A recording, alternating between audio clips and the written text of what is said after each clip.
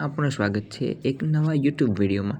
આજના વિડીયોમાં આપણે શીખીશું ઓરિફિસ પ્લેટ। ઓરિફિસ પ્લેટ એ કેવી રીતે કામ કરે છે, તેનો ઉપયોગ, તેનો પરિચય, તેની કાર્યવિધિ, તેના મર્યાદા, તેના લાભ વગેરે વગેરે। તો શરૂ કરીએ આજનો વિડીયો।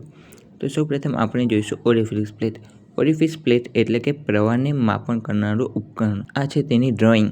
ઓરિફિસ પ્લેટમાં એક ઇનલેટ અને એક આઉટલેટ આવેલો હોય છે અને તેની વચ્ચે ઓરિફિસ મીટર લગાડેલું હોય છે અને તેની નીચે ડિફરન્શિયલ મેનોમીટર હોય છે કે જે ડિફરન્શિયલ પ્રેશરને મેઝર કરે છે। ચાલો મિત્રો, આગળ આપણે જોઈએ તેનો પરિચય।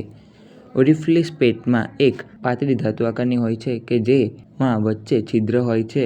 આ છિદ્ર દ્વારા પ્રવાહી માપવામાં આવે છે। હવે તેનો કાર્ય સિદ્ધાંત। જ્યારે પ્રવાહી છિદ્રમાંથી પસાર થાય છે ત્યારે તે દબાણમાં ફેરફાર થાય છે અને આ દબાણના ફેરફારના પ્રવાહ દર નક્કી કરવા ઉપયોગી છે। હવે ચાલો વિદ્યાર્થી મિત્રો, આપણે જોઈએ તેના મુખ્ય ભાગો। ઓરિફિસ પ્લેટના મુખ્ય 3 ભાગો છે। એક ઓરિફિસ પ્લેટ, એક પાઇપ અને દબાણ માપવા માટેનું ઉપકરણ જેને મેનોમીટર કહેવામાં આવે છે। ઓરિફિસ પ્લેટના 3 પ્રકાર છે: કન્સેન્ટ્રિક, ઇન્ટ્રિન્સિક અને સેગમેન્ટલ ઓરિફિસ પ્લેટ। હવે તેના જોઈએ લાભ અને મર્યાદાઓ।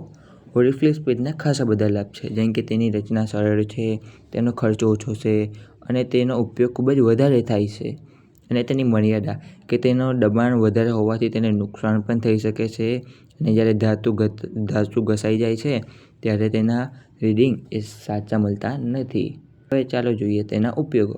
ઓરિફિસ પ્લેટનો ઉપયોગ પાણી, તેલ, ગેસ વગેરે જેવા પ્રવાહીઓને માપવા માટે થાય છે અને મોટાભાગની 90% ઇન્ડસ્ટ્રીમાં ઓરિફિસ પ્લેટનો ઉપયોગ થાય છે। તો ચાલો વિદ્યાર્થી મિત્રો, તમને કોઈ વિડીયો ગમ્યો તો લાઇક, શેર એન્ડ સબસ્ક્રાઈબ કરજો।